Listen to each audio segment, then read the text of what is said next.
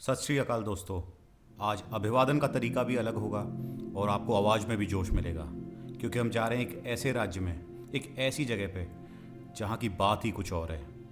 राजस्थान की सीमा लांघकर हम पहुँच गए पंजाब। आज की वीडियो होने वाली है एक ऐसे शहर, ऐसे तीर्थ स्थान के विषय में जिसे सुनकर आपके रोंगटे खड़े हो जाएंगे। यह वीडियो आपको जानकारी देगा हिंदू धर्म के एक ऐसे पंथ के बारे में जिसका सैन्य इतिहास भारत के इतिहास का ठीक उसी तरह से हिस्सा रहा है जैसे किसी स्वर्ण मुकुट में सुशोभित स्फटिक मणि। पंजाब की धरा धन धान्य उत्पन्न करने के साथ साथ अनेकों वीर भी उत्पन्न करती रही है। आज की वीडियो में हम उन्हीं वीरों में से कुछ चंद वीरों और उनकी कमान संभालने वाले गुरु गोविंद सिंह जी की रणभूमि अथवा कर्मभूमि के बारे में प्रख्यात स्थल एवं कहानी को दर्शाएंगे।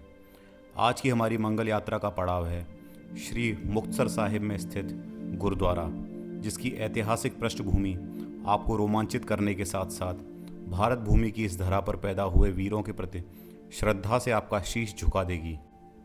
और ये पहुंच गए हम अपने आज के पड़ाव श्री टूटी गंडी साहिब गुरुद्वारे के अंदर। वैसे तो सिख पंथ को धर्म की मान्यता मिल गई है, लेकिन देखा जाए तो सिख पंथ का उद्भव हिंदू धर्म का पुनर्जागरण काल माना जा सकता है। हिंदू धर्म के विस्मृत मूल्यों की पुनः प्रतिष्ठा का श्रेय सिख पंथ को जाता है।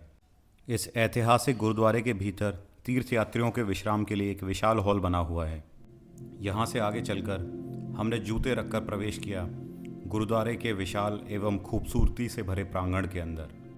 अंदर प्रवेश करते हुए मस्तिष्क में एक बात भी कौंधी कि सिख पंथ में गुरुओं को पूजने की सभ्यता भी हिंदू धर्म से ली गई है, क्योंकि हिंदू धर्म में तो गुरु का स्थान ईश्वर से भी ऊपर बताया गया है। और इसी के संदर्भ में एक दोहा भी कहा जाता है, गुरु गोविंद दोऊ खड़े काके लागू पाए, बलिहारी गुरु आपने गोविंद दियो बताए। भाई वास्तव में हिंदू धर्म और सिख पंथ का आपसी में पिता पुत्र का सा संबंध है। जिस तरह से पिता के संस्कार पुत्र में साफ दिखाई देते हैं, ठीक उसी तरह सिख पंथ के मूल्य भी हिंदू धर्म के मूल्यों का प्रतिबिंब मात्र हैं।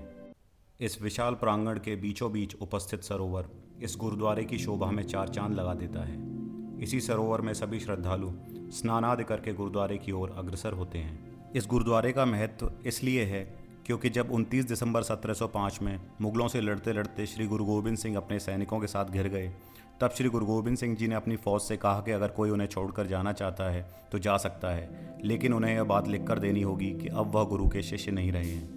तब उन्हीं सैनिकों में मौजूद 40 सैनिकों ने लिखकर श्री गुरु गोविंद सिंह जी को सौंप दिया और अपने घर चले गए। जब वह अपने गांव पहुंचे तो उनके गांव के निकट में रहने वाली माई भाग कौर, जिन्हें माई भागो भी बोला जाता है, उन सैनिकों के पास चूड़ियाँ लेकर गईं और उनकी कायरता पर उन्हें धिक्कार कर कहा कि अब श्री गुरु गोविंद सिंह जी की रक्षा के लिए मुझे स्वयं युद्ध करने जाना पड़ेगा। यह सुनकर वह सैनिक शर्मिंदा हुए और वापस गुरु गोविंद सिंह जी की रक्षा के लिए इसी स्थान पर लौट आए। उस समय इस स्थान के पास एक तालाब था जिसे खिदरानी की ढाब कहा जाता था।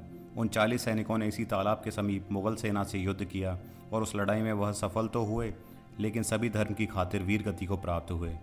उन्हीं 40 सैनिक के सम्मान में खिदराना का नाम परिवर्तन करके मुक्तसर रख दिया, यानी कि मुक्ति का सरोवर। अभी हम आए हैं गुरुद्वारे श्री तंबू साहिब में, जहां उन शहीद 40 सैनिकों ने अपना तंबू लगाया था। यह गुरुद्वारा मुख्य गुरुद्वारे के दर्शन पथ के मध्य ही स्थित है। उन 40 वीरगति वीरों की याद में बने इस गुरुद्वारे को काफ़ी भव्य एवं सुंदर बनाया गया है। यह ऐतिहासिक झलकी बड़ी मनोरम लेकिन अंदर शौर्य पैदा करने वाली है, क्योंकि यह गुरुद्वारा उन 40 शेरों की याद दिलाता है जिन्होंने हजारों की मुगल फौज को गाजर मूली की तरह काट डाला, केवल और केवल धर्म की रक्षा के लिए। धन्य है पंजाब की भूमि, धन्य है माँ भारती, जिसने ऐसे वीर उत्पन्न करे। इसी गुरुद्वारे के बिल्कुल बगल में एक छोटा सा गुरुद्वारा और बना हुआ है जो कि माई भागो को समर्पित है। माई भागो की वीरता के किस्से सुनकर यह कहना कोई अतिशयोक्ति नहीं होगी कि माई भागो साक्षात माँ दुर्गा का ही अंश थी। धन्य है भारत भूमि, जिसने हमें इतनी जुझारू वीरांगनाएं दी जिनके कर्ज से हम कभी ओरण नहीं हो सकते। इस वीडियो के माध्यम से मैं भारत देश की सभी लड़कियों से यह प्रार्थना करना चाहूँगा कि वह अपना आदर्श फिल्मी हीरोइन न बनाकर माई भागो, रानी लक्ष्मीबाई एवं रानी चेन्नम्मा जैसी वीरांगना नारियों को अपना आदर्श बनाकर उनके मूल्यों एवं सिद्धांतों का अनुसरण करें। इसी प्रांगण में स्थित उन 2 गुरुद्वारों के दर्शन करके हम चल दिए मुख्य गुरुद्वारे श्री गुरुद्वारा साहिब टूटी गंडी साहिब की ओर। इसी गुरुद्वारे की जगह पर 40 सैनिक दोबारा श्री गुरु गोविंद सिंह जी से मिले और उनसे माफ़ी मांगकर मुग़ल सेना से युद्ध किया। गुरुद्वारे में जाने से पूर्व हमने प्रसाद अर्पित करने के लिए खरीदा, जो कि शुद्ध देसी घी में तैयार किया जाता है और काफ़ी स्वादिष्ट भी होता है। उस प्रसाद को लेकर चल दिए हम उस ऐतिहासिक गुरुद्वारे के दर्शन के लिए, जिसके इतिहास को वीरों ने अपने रक्त से सींचा है। इस गुरुद्वारे में प्रवेश करते हुए शरीर की नस नाड़ियों में ऊर्जा और मन में गर्व दौड़ने लगे। धन्य है भारत भूमि, जिसने धर्म की रक्षा के लिए ऐसे लाल जने। गुरुद्वारे के मुख्य द्वार पर स्थित निशान साहिब पर मत्था टेककर हम चल दिए मुख्य गुरुद्वारे के भीतर, जिसमें जाकर मन को शांति की अनुभूति हुई। गुरुद्वारे में दर्शन करके हम चल दिए गुरुद्वारे के बगल में स्थित एक पेड़ के दर्शन के लिए, जहां गुरु गोविंद सिंह जी ने अपना घोड़ा बांधा था। गुरु गोविंद सिंह जी के पावन कदमों ने इस पेड़ को आम से खास का दर्जा प्रदान कर दिया। इस पेड़ के पास खड़े होकर मन बड़ा गदगद हुआ और सोचने लगा कि जिस स्थान की धरती को श्री गुरु गोविंद सिंह जी जैसे महापुरुष ने स्पर्श किया हो, उस धरती का स्पर्श करने का अवसर हमें भी मिला। भले ही श्री गुरु गोविंद सिंह जी की उपस्थिति इस जगह पर सैकड़ों वर्ष पूर्व हुई थी, परंतु अगर आप पूरी श्रद्धा से इस गुरुद्वारे के दर्शन करने आएंगे तो आज भी इस जगह आपको श्री गुरु गोविंद सिंह जी के चरणों से संवर्धित हुई आध्यात्मिक शक्ति की अनुभूति होने लगेगी। इस गुरुद्वारे से धर्म के प्रति प्रेम और कर्तव्य के प्रति निष्ठा जैसे मूल्यों को मन में आत्मसात करके चल दिए हम इसी ऐतिहासिक स्थान के प्रांगण में स्थित लंगर में प्रसाद रूपी खाना ग्रहण करने। लंगर में सभी को खाना खिलाने की प्रथा हिंदू धर्म के मंदिरों में चल रहे भंडारों की तरह है, जहां ऊंच नीच, जात पात, अमीर गरीब अंतर मिटाकर एक साथ खाना खाते हैं। लंगर में भोजन सदैव सात्विक प्रकृति का परोसा जाता है, क्योंकि सात्विक आहार ग्रहण करके ही आपके आचार विचार शुद्ध हो सकते हैं और आप आध्यात्मिक ऊंचाई को पा सकते हैं। इस लंगर में सात्विक भोजन के रूप में हमें दाल रोटी एवं अचार मिले। लंगर का स्वादिष्ट एवं सात्विक भोजन प्रसाद ग्रहण करके निकले हम श्री मुक्तसर साहिब शहर के जायके को परखने के लिए। इसलिए हम आए शहर के बीचों बीच मौजूद बागला स्वीट्स पर। इस दुकान के अंदर काफ़ी लुभावनी एवं रंग बिरंगी मिठाइयाँ लगी हुई थीं, जो कि मन को बड़ा आकर्षित कर रही थीं। वैसे तो यहाँ खाने के अनेकों अनेक विकल्प मौजूद थे, लेकिन हमने अपने खाने के लिए चुने पनीर के पकौड़े, जो कि वाकई में काफ़ी कुरकुरे, गर्म एवं स्वादिष्ट थे। कई सालों बाद ऐसे पनीर पकौड़े खाकर दिल खुश हो गया था।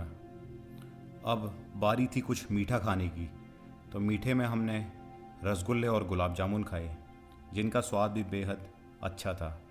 पकौड़े और मिठाई खाकर चल दिए हम जूस पीने Bittu juice and coffee house पर। बाहर से ये जूस शॉप काफ़ी आकर्षक लग रही थी। अंदर जाकर देखा तो यह काफ़ी साफ़ सुथरी जगह थी और यहाँ जूस के काफ़ी विकल्प मौजूद थे, जिनमें से हमने चुना पंच शेक को, जो कि 5 तरह के फलों का शेक था। शेक आइसक्रीम के साथ तैयार किया जा रहा था और देखने में शेक काफ़ी अच्छा और टेम्पटिंग लग रहा था। यह शेक सिर्फ देखने में ही आकर्षक नहीं था दोस्तों, बल्कि स्वाद में भी ज़बरदस्त था। अगर आप मेरी निजी सलाह माने तो आप जब भी कभी श्री मुक्तसर साहिब घूमने आएँ या कभी गुरुद्वारे के दर्शन के लिए आएँ, तो आप यहाँ का शेक पीना कभी ना भूलें, क्योंकि वैसे तो मैंने शेक भारत भर में जाकर पिए हैं, लेकिन यहाँ के से शेक का सा मज़ा मुझे आज तक कहीं भी नहीं आया। इसलिए आप भी इसका लुत्फ़ उठा सकते हैं। खा पीकर हम चल दिए अपने अगले पड़ाव की ओर। दोस्तों, अगर आपने भी इस वीडियो के माध्यम से हमारे देश की एक ऐतिहासिक धरोहर के बारे में जाना हो और यहाँ की शौर्य गाथा ने अगर आपका भी सीना गर्व से फुला दिया हो, तो आपसे निवेदन है कि आप लाइक, शेयर और सब्सक्राइब कीजिए हमारे चैनल फाइट एंड फीस्ट को। तब तक के लिए नमस्कार, सत श्री अकाल, जय हिंद दोस्तों।